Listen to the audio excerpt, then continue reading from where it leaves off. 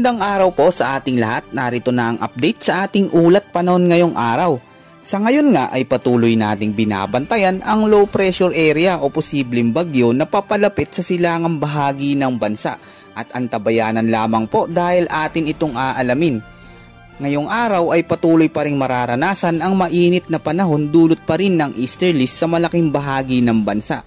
Samantalang inaasahan naman ang mga posibleng pag-ulan ngayong hapon at gabi, lalo na dito sa Northern Luzon, Ilocos Province, Abra at Apayao. Ang mga pag-ulan na ito ay dulot naman ng localized thunderstorms.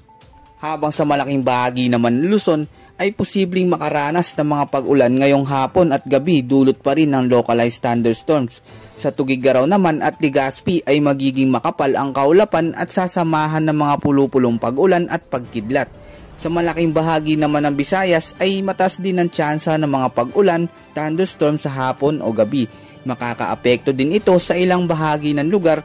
May mga biglaang pag-ulan din sa Iloilo, Cebu, Tacloban at Kalayaan Island.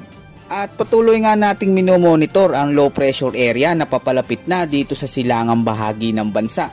Ngayong araw nga ay inaasahan itong papasok sa loob ng Philippine Area of Responsibility.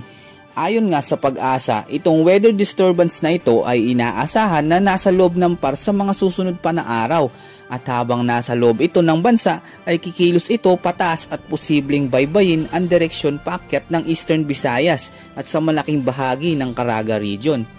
Samantalang sa darating naman na Biyernes ay mataas ang tsansa na sumaya dito sa malaking bahagi ng Visayas at Bicol Region. Sa mga oras na ito ay ating alamin sa satellite animation ang binabagtas na direksyon ng posibleng bagyo na ito. Base sa pinapakita ng radar ay posible pang bumilis ang intensification ng sama ng panahon na ito at mataas ang posibilidad na mas lumakas pa ito at maging ganap na isang bagyo sa darating na Biyernes. At inaasahan din pagsapit ng araw ng Biyernes ay pinakamalapit na ito sa bahagi ng Bicol Region at Eastern Visayas at sa mismong araw din ng Biyernes ay posibleng mag-intensify pa itong low pressure area at maging ganap na isang bagyo. Kung sakaling maging bagyo ito ay papangalanan nito ng Pag-asa bilang Bagyong Agon, ang unang bagyong papasok ngayong 2024. Samantalang pagsapit ng Sabado habang nasa loob ng Philippine Area of Responsibility itong weather disturbance na ito ay mataas ang posibilidad na kikilos ito paangat at tatamaan nito ang silangang bahagi ng Southern Luzon. At sa pagsapit naman ng Friday hanggang sa mga susunod na linggo ay maraming lugar ang magkakaroon ng mga biglaang malalakas na pag-ulan at posibleng baha at pagguho ng lupa. Mataas naman ang posibilidad ng landfall scenario kaya maging maalam sa lahat ng oras lalo na sa mga nakatira malapit sa kabundukan.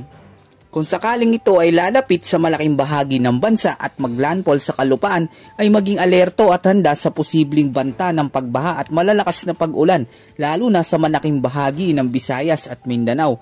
Yan ang ulat panahon sa araw na ito. At upang maging alerto at handa sa anumang panahon lalo na sa mga papasok na bagyo ay manatiling nakatutok sa lahat ng update na ating i-upload. Maging alerto at handa sa anumang panahon.